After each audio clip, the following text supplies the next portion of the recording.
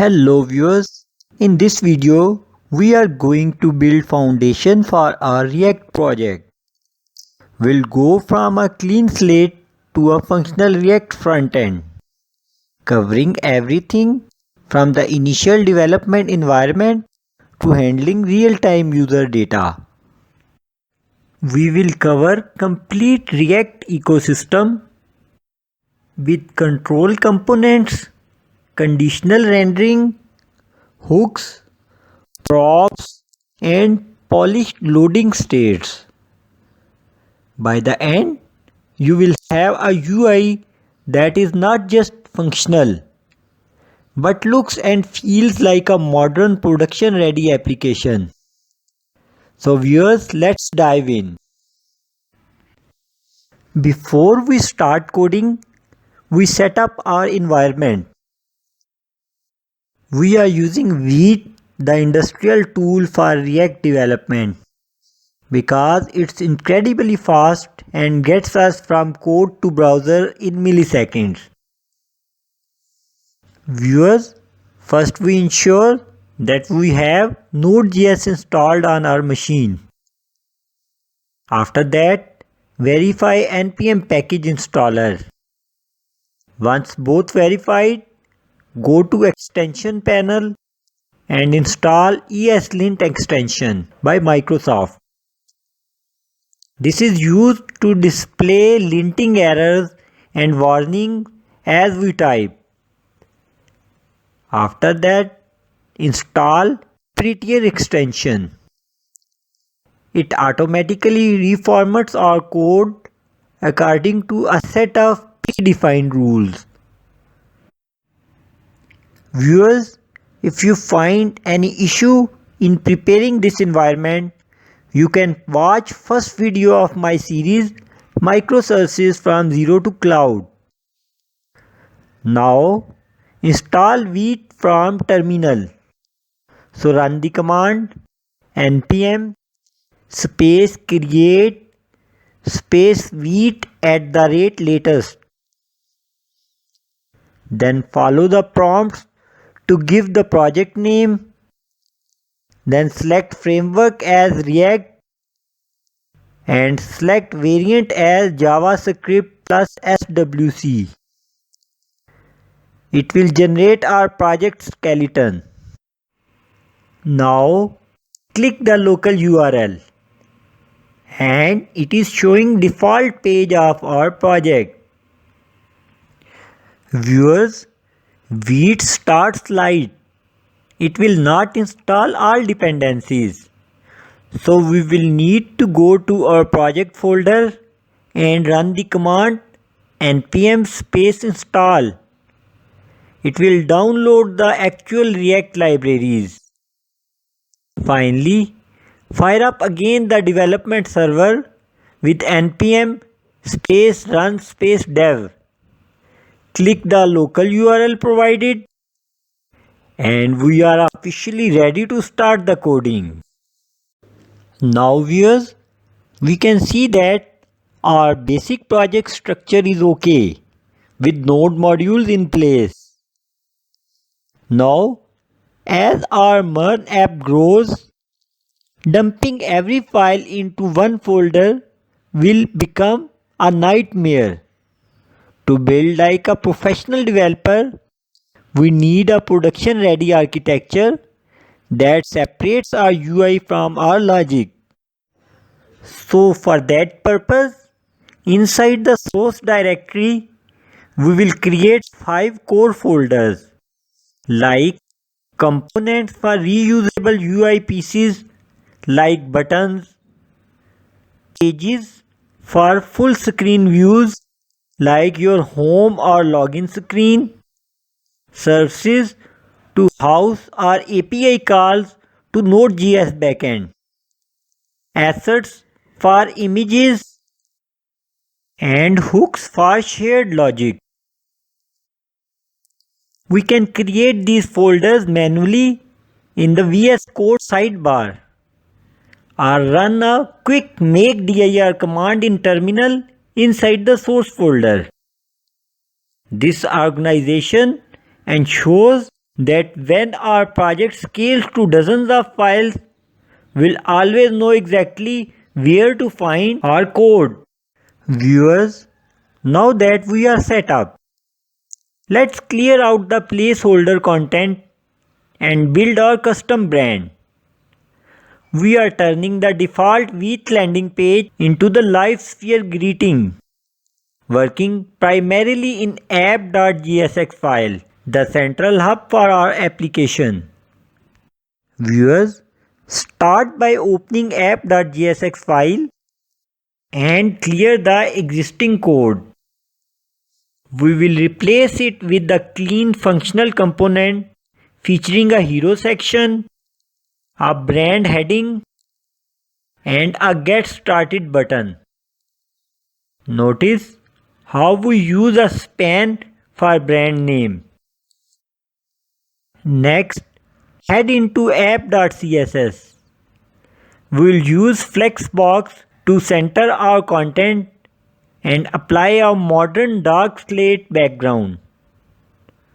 To make the UI pop, we are styling the Get Started button with React Signature Blue and adding a subtle hover effect to make it feel interactive. Now run the command npm run dev to see the transformation. Viewers, we have successfully swapped the existing component to our custom styled GSX component. This is the foundation of our app visual identity. Viewers, to build a professional application, we need to move beyond a single file. We are transitioning from a basic script to a structured architecture by organizing our logic into dedicated pages and reusable components. First, we'll move our hero section into its own home in source/pages/home.jsx file.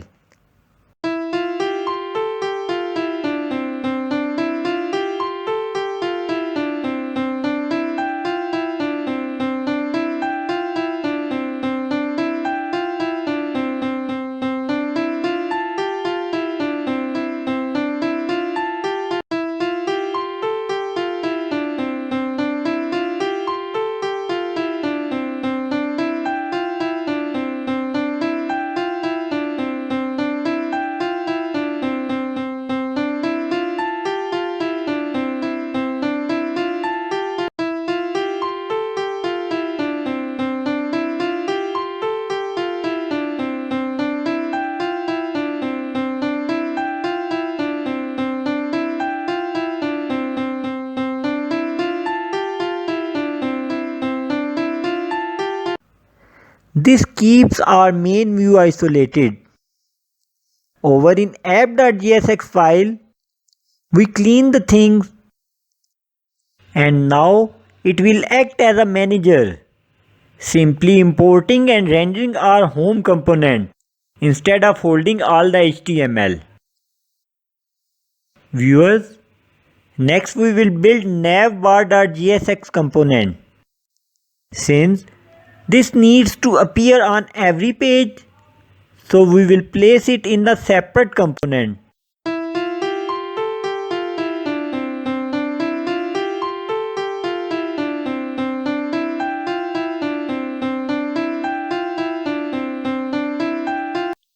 In our CSS, we will use position fixed and add some padding to our main container to ensure our content does not hidden behind the header. This structure is key for MERN applications. While the navbar stays static, home.jsx will eventually handle the heavy lifting like fetching real-time data for our Node.js API without refreshing the entire browser. That's the core of single page applications.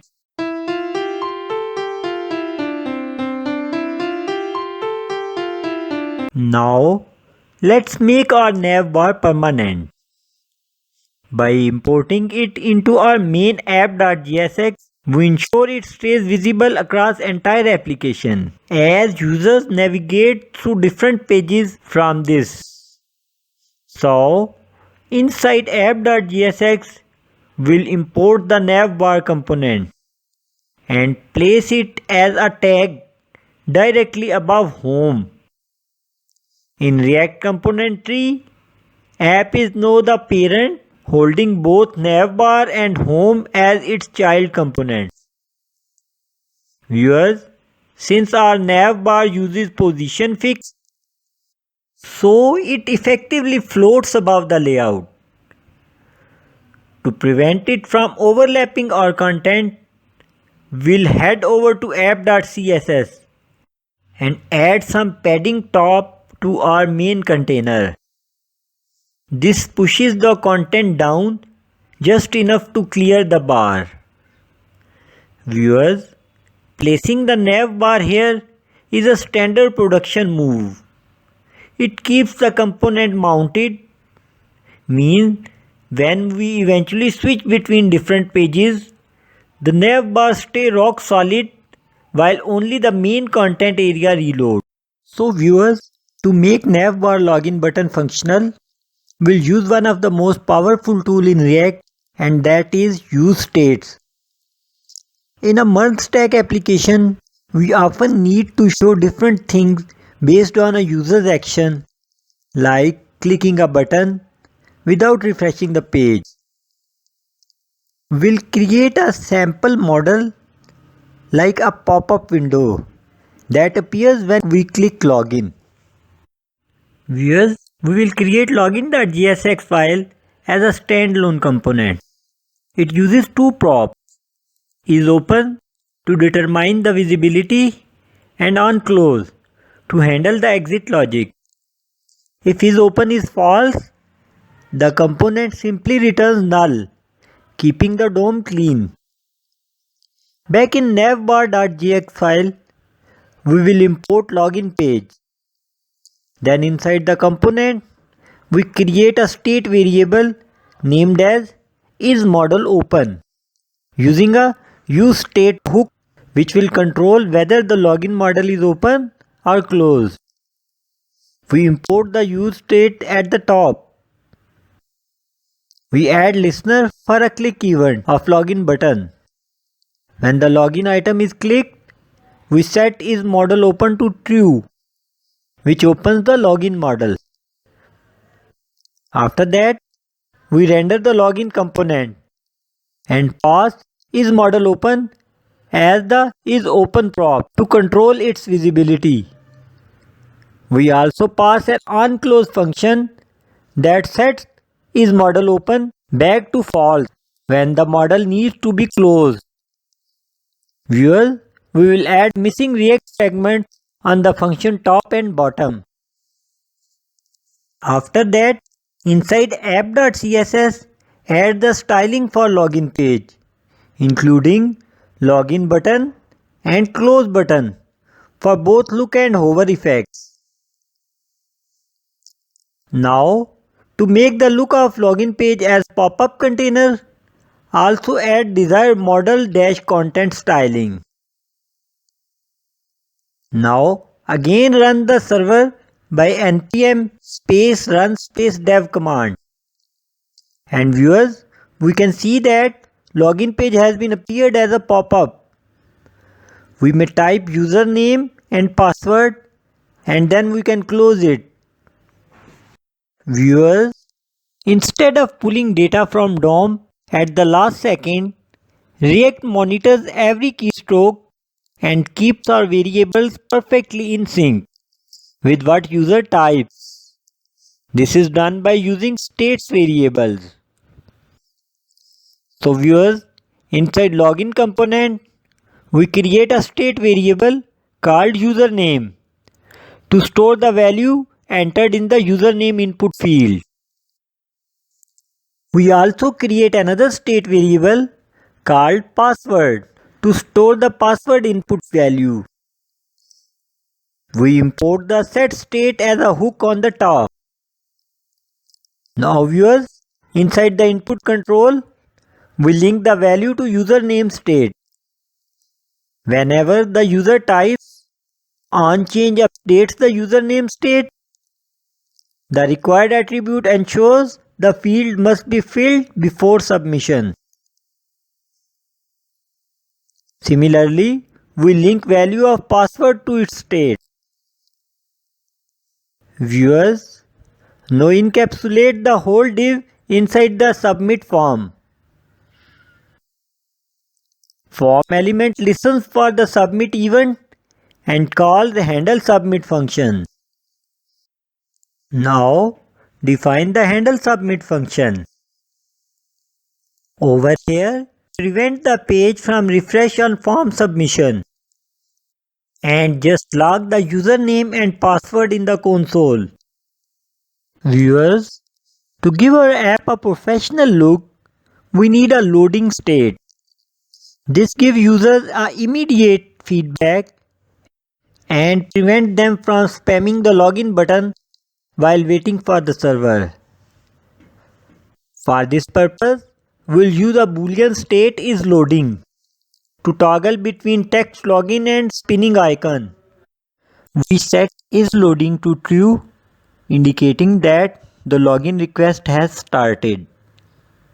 Use set timeout to mimic a real network request delay. Once the delay is complete, we log the entered username and password to the console.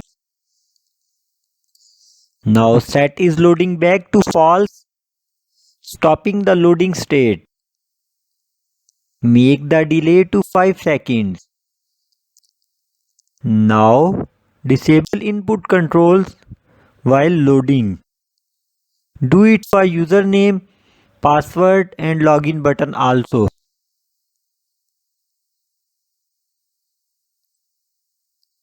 Now show a spinner if loading is active. Otherwise, display the text as login. Also disable close button while loading. Now go inside the styling files in app.css and add styling for spinner. Viewers, add a @keyframe animation to handle the rotation.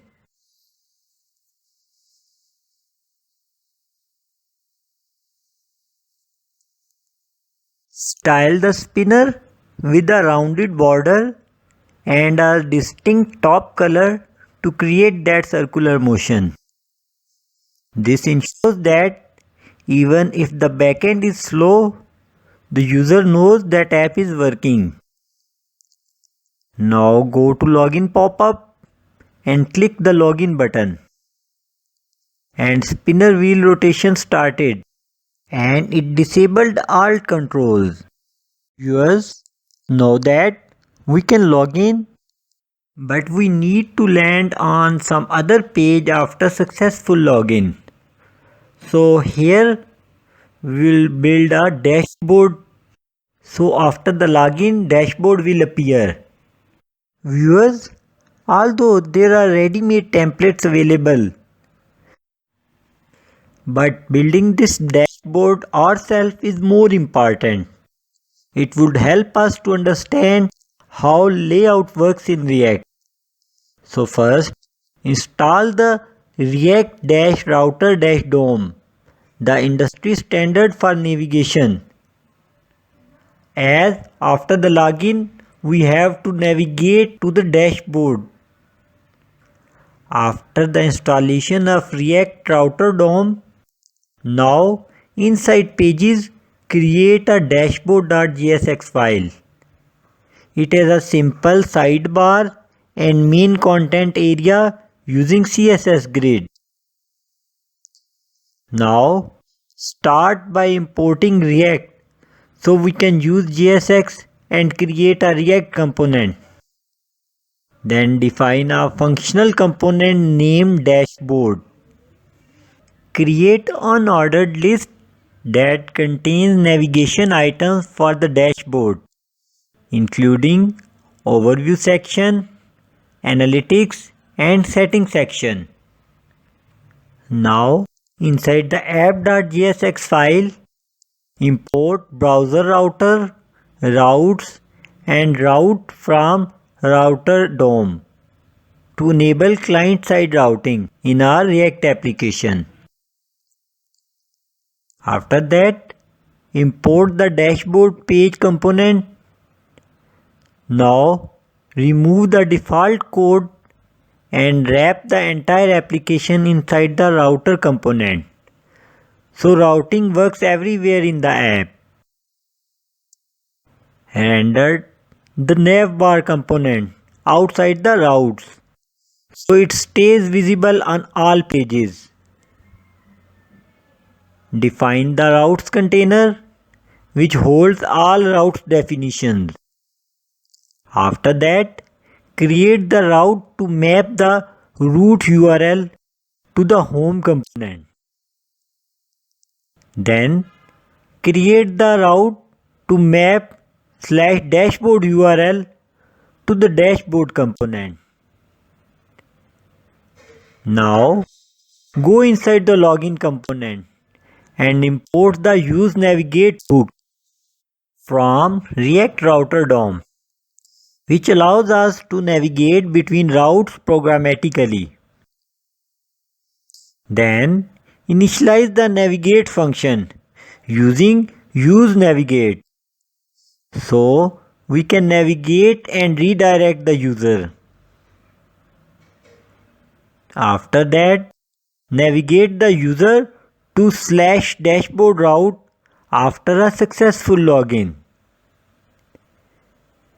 Now, add the basic styling for dashboard component in app.css.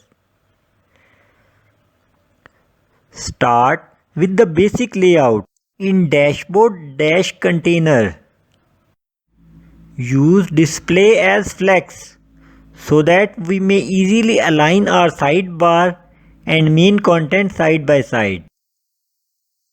Also define styling for sidebar, main content and stats grid.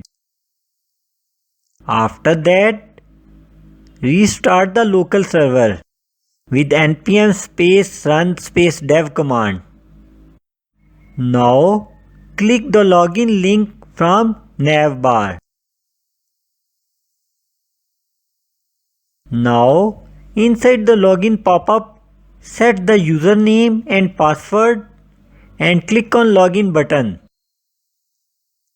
And viewers, you can see it has started login process, and after 5 seconds, it navigated to dashboard page using routing capabilities we implemented.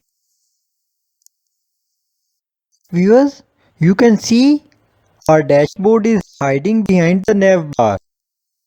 So go to app.css and define the height of dashboard by subtracting the navbar height from the whole window's height. Also add same amount of margin from top to shift the dashboard down. And you can see now our dashboard is adjusted fine inside the browser. So viewers, we have made incredible progress. In just a few steps, we have touched only almost every foundational pillar of React development. Here is the breakdown of what we have covered in LiveSphere project so far. We have covered the components. We built a multi-component architecture. We created app.jsx as the root, navbar.jsx and login.jsx as UI units, and home.jsx and dashboard.jsx as page units. All these are the components. Next, we covered JSX. Viewers, every time we wrote something like return and inside it some HTML code, we were using JSX. We practiced writing HTML-like syntax inside JS. After that, we covered props. We implemented this when we moved the login model to separate file. We passed isOpen and onClose from parent navbar to child login. After that, we cover states and hooks. We use the most important hook like use state. In navbar, we use state track if the model is open, and in login, we use state to track username and password along with is loading. We use the conditional rendering to make the UI feel alive. Use the is open to show and hide the model, and use the is loading to swap button content from text to spinner. But viewers, we haven't written any code for Virtual DOM, but we have seen it in the action.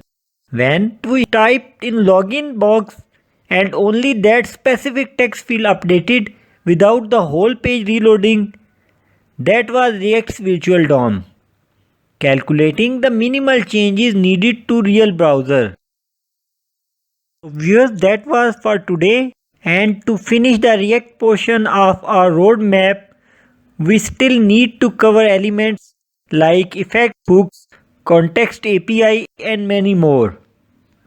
So in the next video, we will cover all these elements. And viewers, if you have liked this video, don't forget to subscribe my channel Coding Maverick.